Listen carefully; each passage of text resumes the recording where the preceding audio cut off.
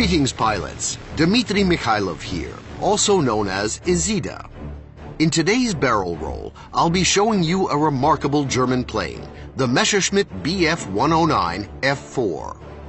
Soon, we'll do battle against various different nations, but first, a short history lesson. The German aviation industry was only able to fully adopt production of the Friedrichs in March to April of 1941. And in as early as July 1941, the first Friedrichs fell into the hands of Soviets and British experts almost simultaneously.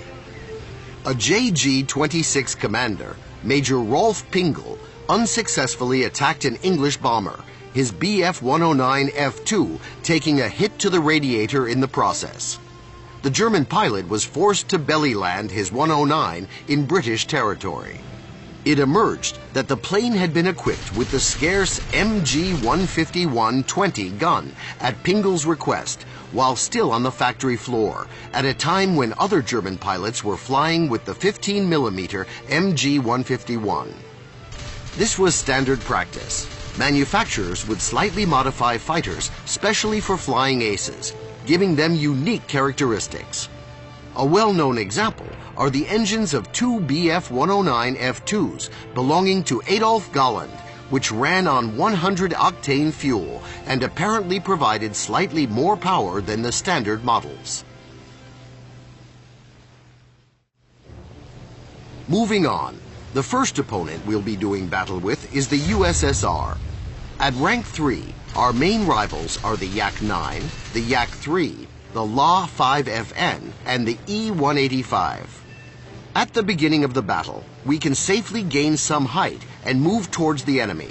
It won't be easy to get above us.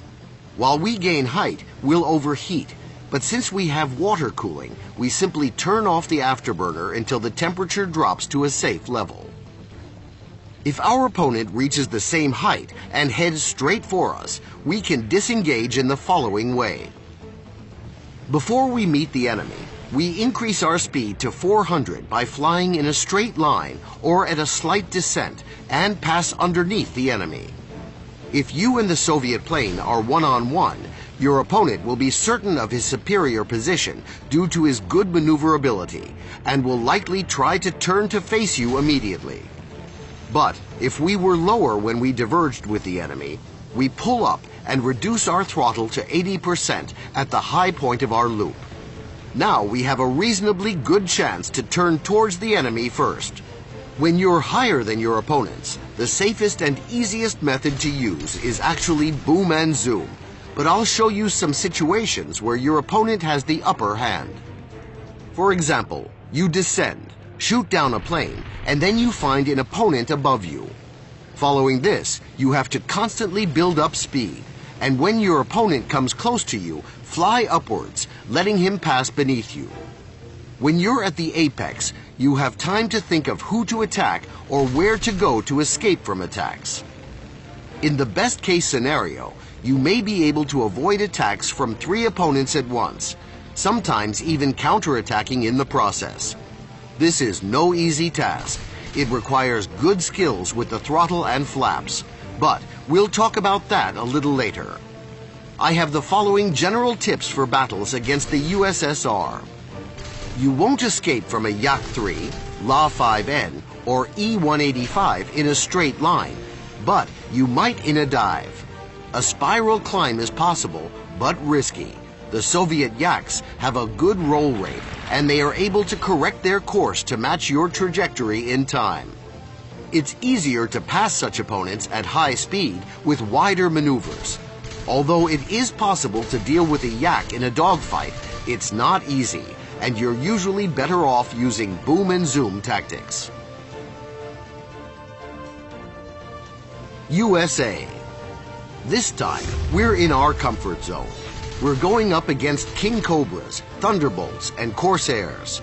We can deal with them easily both, using boom and zoom tactics and dogfighting. These battles are best fought with maximum energy preservation, keeping the throttle on as much as possible and rarely using the flaps. All excess speed should be turned into height before returning to battle. Put simply, all battles against American planes should be fought vertically. The only opponent capable of outperforming us in a dogfight is the Hellcat, which we'll encounter from time to time. We have to be more careful with this one. Strafe attacks are best against it. The U.S. planes are good in a dive, particularly the Thunderbolt and King Cobra. You won't escape from a King Cobra in a straight line. You're better off taking the fight. In the Friedrich, you'll be sure to win it. Interesting thing, in my view, the USA is the only nation you can go up against with extra suspended armament consisting of 2 MG-151-15 guns. Suspended armament worsens your plane's flying characteristics, but in this case, this won't cause too many problems. Moreover, the increased weight of your second salvo bulk will come in handy when strafe attacking American bombers. Britain isn't a difficult opponent if you use boom and zoom tactics, but dogfighting against the Spitfire F Mark 9 is problematic.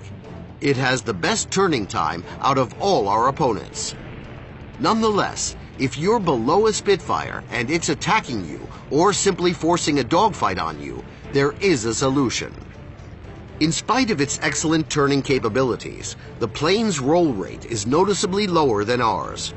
As a result, if we constantly break our trajectory, the Spitfire will have a hard time successfully firing on us. In this case, it's also important to keep an optimal speed and take off the throttle and release the flaps in time to force your opponent to fly past you. Spiral climbs and barrel rolls work great. Scissors should only be used at high speeds, as the Spitfire's altitude control will be significantly lower, and even then, you should constantly break your trajectory by rolling the plane. All this will make you as awkward an opponent as possible for the Spitfire. The barrel roll episode on throttle and flaps contains a lot of information about this, and I strongly recommend watching it. Let's not forget about the Typhoon either, an excellent plane capable of catching up to Luftwaffe planes in a dive. It does well in dogfights, but is not as good as the Spitfire in this regard. Attacking such a plane with boom and zoom tactics will be difficult. An experienced opponent will dive and let you fly past him. You'll need some patience here. Sooner or later, you'll force him to the ground.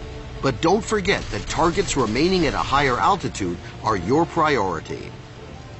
Well, that's about it.